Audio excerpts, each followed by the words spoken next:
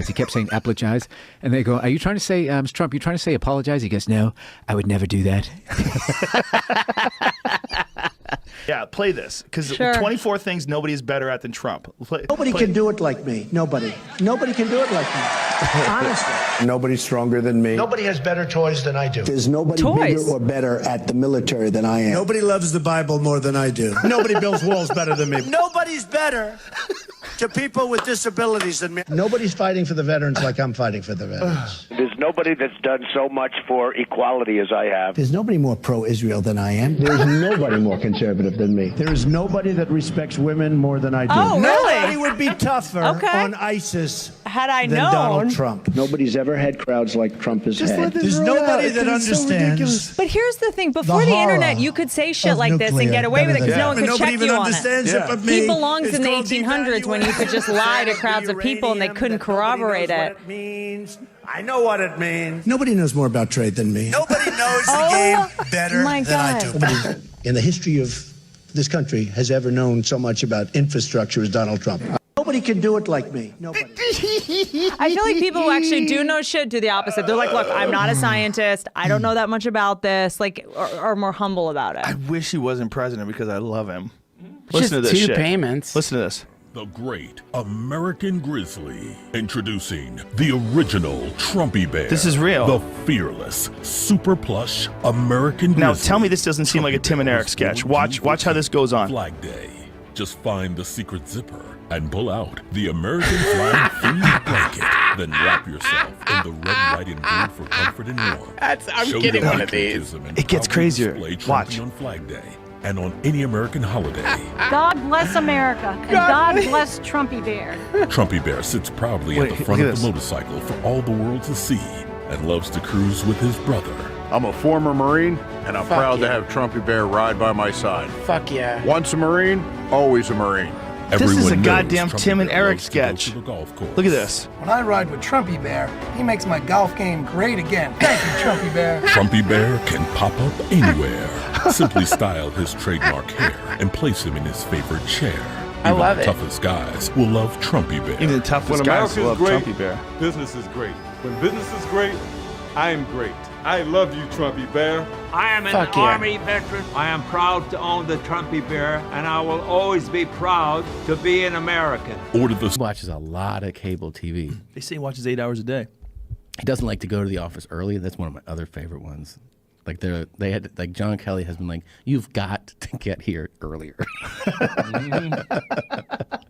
That's hilarious. What time does he show up? I said for a while he was showing up at 11, and that they were trying to get him to come at 9, and then I think they settled on 10 or something. Yeah, he's just like, I don't want to get there at fucking 9. That's ridiculous.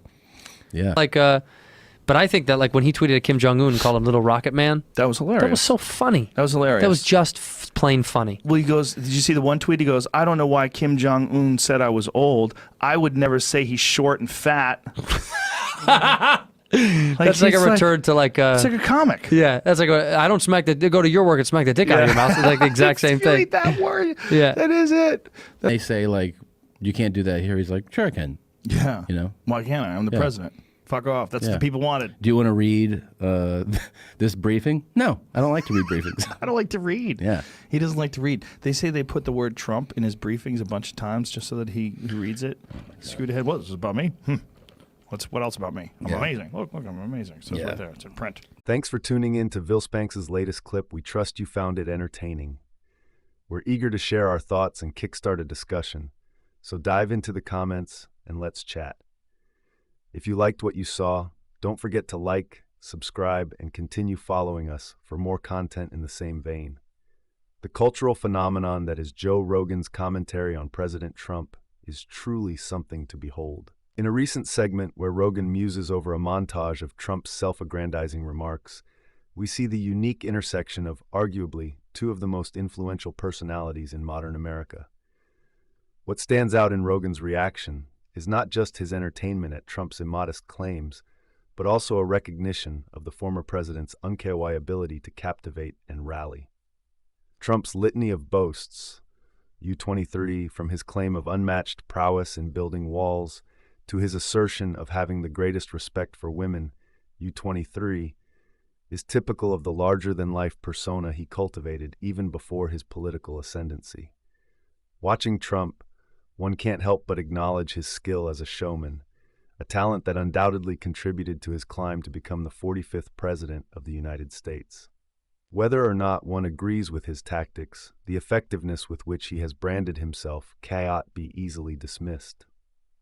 No one can deny that Trump tapped into something profound within the American psyche. He voiced the frustrations and aspirations of millions and galvanized a substantial portion of the citizenry. His rhetoric, while often controversial, resonated with those who felt disenfranchised from the political discourse dominated by establishment figures. And while critics deride his statements as mere bluster, his supporters find in them a refreshing break from the usual political doublespeak. Furthermore, Trump's knack for political theater has kept him squarely in the limelight. His ability to dominate news cycles with a single tweet or offhand remark has upended traditional political communication strategies. This has been a double-edged sword, attracting both impassioned support and fervent opposition. As for Joe Rogan, his platform has provided a space where the discussion of Trump's methodology can extend beyond the confines of traditional media.